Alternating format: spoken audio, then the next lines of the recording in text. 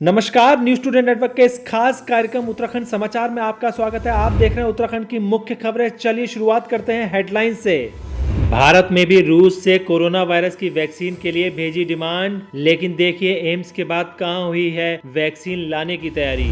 नई शिक्षा नीति के बाद उत्तराखंड में बनेगी शिक्षा हितों के लिए टास्क फोर्स। जानिए टास्क फोर्स से पहले के शिक्षा सुधार पर क्या आए हैं सुझाव। बुजुर्गों के लिए उत्तराखंड में मिलेगी पर्सनल असिस्टेंस। जानिए 100 रुपए में कौन देगा घर बैठे ईजा बुबू को सुविधा।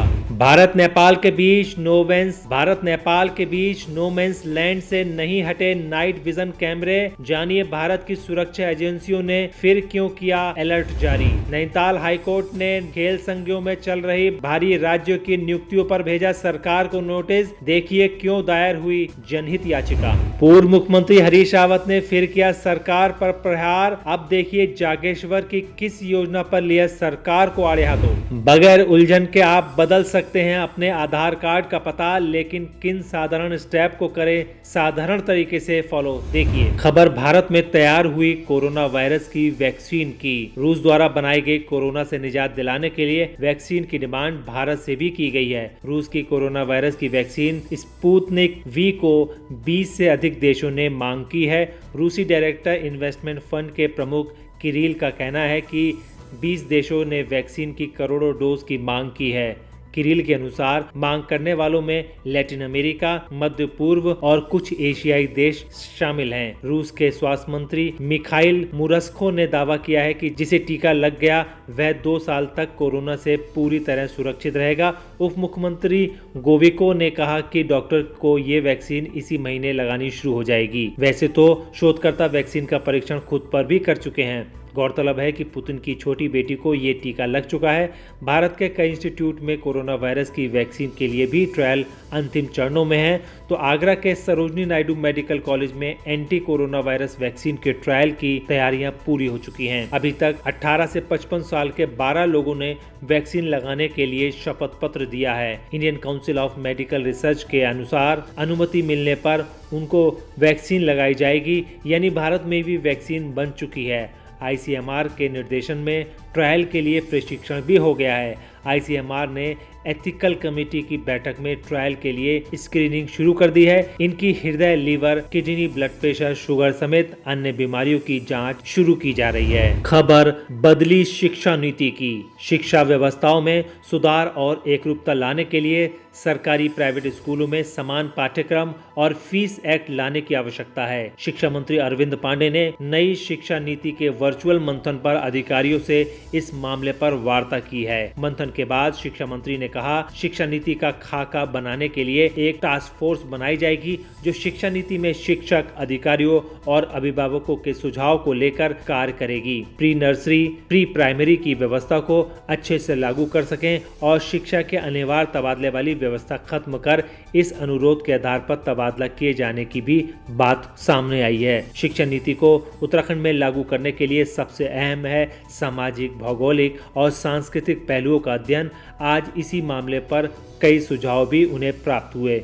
उन्होंने कहा कि कई शिक्षकों ने आंगनवाड़ी केंद्र को स्कूल में खोले जाने की बात कही और व्यावसायिक शिक्षा को 9वीं के बजाय कक्षा 6 से शुरू करने की बात कही है। शिक्षा मंत्री ने कहा कि छात्रों के शैक्षिक विकास के लिए शिक्षक के साथ ही अभिभावकों को भी अपनी जिम्मेदारी तय करने की आवश्यकता जरूर है। दोस्तों, न्यूज स्टूडेंट नेटवर्क आपको हमेशा अपडेट करता रहता है, इसीलिए आप वीडियो को देखने के साथ एक लाइक जरूर कर दें, जिससे हम आपको आपकी तरक्की से जुड़ी हर एक जानकारी आप तक पहुंचाते रहें। खबर बुजुर्गों को सोशल और पर्सनल असिस्टेंस देने की। उम्र दराज और चलने फिरने से लाचार लोगों को छोटी छोटी जरूरतों और सुविधाओं के लिए परेशान नहीं होना पड़ेगा।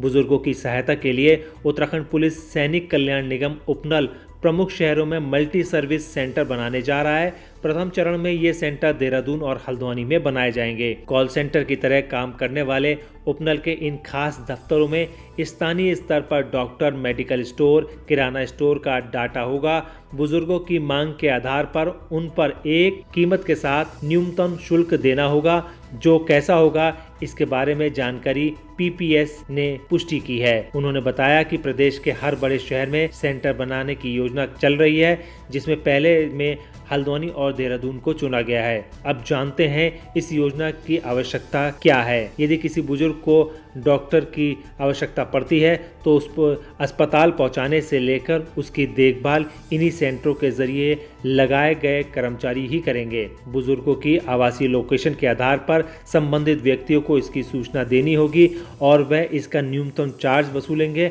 और उन तक उस मदद को पहुंचाने का काम किया जाएगा। बताया गया कि प्रदेश में अब तक 20 लाख से ज्यादा उम्र दराज के लोग हैं जिनको इस सुविधा का लाभ मिल सकता है। खबर भारत नेपाल सीमा में लगे बॉर्डर की। भारत नेपाल के बीच में टनकपुर में नो मैंस लैंड क्षेत्र में नेपाल की ओर से हुए अतिक्रमण के मामले में तनातनी कम तो हो गई है, लेकिन सीमा पर लगे सीसीटीवी कैमरे के डायरेक्शन को एक सप्ताह बाद भी दुरुस्त नहीं किया गया है। इससे जिला प्रशासन और सुरक्षा एजेंसियां फिर से अलर्ट मोड में आ गई हैं। नेपाल के कंचनपुर के सीडीओ और पुलिस के अधिकारियों के साथ 4 अगस्त को बनबसा में कई औपचारिक वार्ताओं में भारतीय पक्ष की ओर से नेपाल के ब्रह्मदेव के नजदीक लगे सीसीटीवी का मुद्दा प्रमुखता से उठाया गया था। नेपाल के अधिकारियों ने कैमरे का उपयोग अपनी सीमा क्षेत्र में संदिग्ध गतिविधियों पर नजर रखने की दलील दी थी, लेकिन भारत की ओर से चंपावत के डीएम एसएन पांडे ने सीसीटीवी की दिशा को भारतीय सीमा या नो मैंस लैंड से हटाने का मामला उठाया था।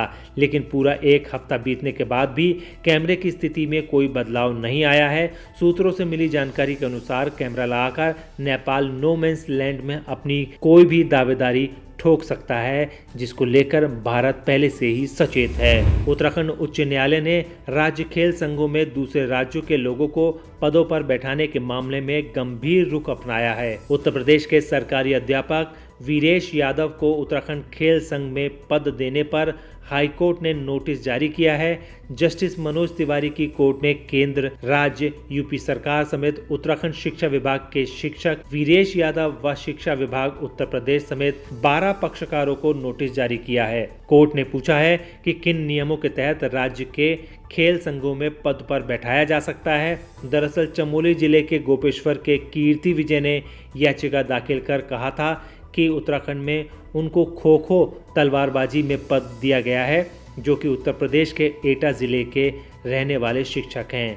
जबकि भारतीय ओलंपिक संघ का नियम है कि राज्य ओलंपिक संघ में राज्य के ही लोग पदों पर हो सकते हैं, तभी वे खेल संघों को बढ़ावा दे सकते हैं। अगली महत्वपूर्ण खबर पूर्व मुख्यमंत्री हरीश रावत के जागेश्वर दौरे की है। उत्तराखंड के पूर्व मुख्यमंत्री हरीश रावत लगातार अलग अलग विधानसभाओं में दौरा कर रहे हैं। हरीश रावत ने पूर्व विधानसभा अध्यक्ष और जागेश्वर के विधायक गोविंद सिंह कुंजवाल के विधानसभा क्षेत्र का दौरा किया। उन्होंने बीजेपी सरकार पर कई बड़े प्रोजेक्ट रोकने का आरोप लगाया है। उन्होंने कहा कि गणवाज इलाके में मुंशी हरिप्रसाद टमटा परंपरागत शिल्प उन्नयन संस्थान अल्मोड़ा के निर्माण के लिए उन्होंने स्वीकृति दी थी, लेकिन जैसी सरकार बदली वहां पर काम भी रुक गया। जबकि इसी कोरोना वायरस काल में परंपरागत शिल्प एवं शिल्पियों को प्रोत्साहन एवं संरक्षण देने के लिए सबसे पहला मास्टर ट्रेनिंग इंस्टीट्यूट को तैयार कर स्थानीय लोगों को प्रदान किया जाता। इस इंस्टीट्यूट में पत्थरों से लेकर कई परंपरागत कलाकृतियों को तराशने के लिए यहाँ प्रशिक्षण दिया जाता, लेकिन ऐसा नहीं होने से युवा इससे वंचित रह गए। उन्होंने ना ही प्रशिक्षण मिल रहा है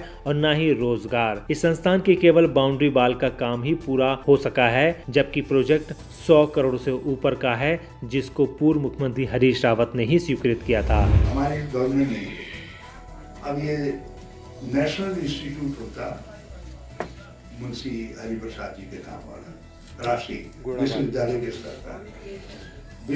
के स्तर का, जैसे हमारे कोशी वाला है कटारमल वाला, ये उतना ही बड़ा इंस्टीट्यूट था।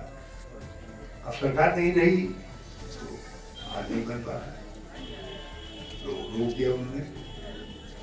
जबकि सरकारी काम में जिसमें सरकार का पैसा खर्च हो जाता है तो उसमें कोई रोक नहीं सकता है, इसलिए टोकन मनी कहते हैं, टोकन मनी स्वीकार करते हैं। तो इसके तो टोकन मनी भी नहीं किया था, इसके तो मनी स्वीकृत किया था, उसको रोक दिया लोगों ने।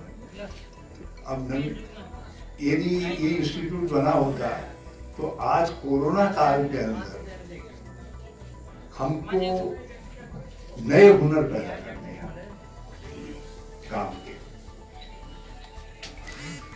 के नए हुनर पैदा करने हैं और पुराने हुनर जो हैं उनके साथ मिल करके करना है। जैसे हमारा लकड़ी का हुनर है। अगली महत्वपूर्ण खबर आधार कार्ड में पते के बदले जाने की है। अगर आपने कुछ दिन पहले ही अपना घर का पता बदला है और आधार कार्ड में वर्तमान पता अपडेट करना चाहते हैं, लेकिन नए पते के लिए कोई वैध एड्रेस प्रूफ अभी आपके पास नहीं है, तो आपको क्या करना चाहिए? बहुत लोग इस तरह से उलझन में फंस जाते हैं। हालांकि आधार जारी करने वाला संगठन UADAI 12 अंक की पहचान संख्या रखने वालों लोगों को तमाम तरीके की सुविधा प्रदान करता है। इसी कड़ी में आप एक एड्रेस वेरीफायर की मदद से अपना आधार कार्ड में दर्ज एड्रेस को ऑनलाइन अपडेट करा सकते हैं।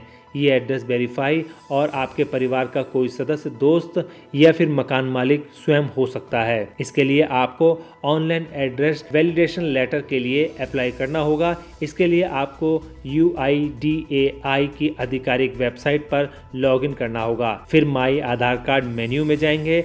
इसमें आपको request for address validation letter का ऑप्शन चुनने लगेंगे। फिर OTP के मोबाइल पर आने के बाद सभी जानकारी को साझा कर आप अपना आधार कार्ड बहुत ही आसानी से अपडेट कर सकते हैं। दोस्तों, हमारा यह वीडियो आपको कैसा लगा आप हमें कमेंट बॉक्स में ज़रूर बताइएगा। अगर आप इसको YouTube पर देख रहे हैं तो हमारे चैनल को सब्सक्राइब करिए। अगर आप Facebook पर देख रहे हैं तो हमारे चैनल को लाइक करिए और हमारे पेज को फॉलो करें। नमस्कार।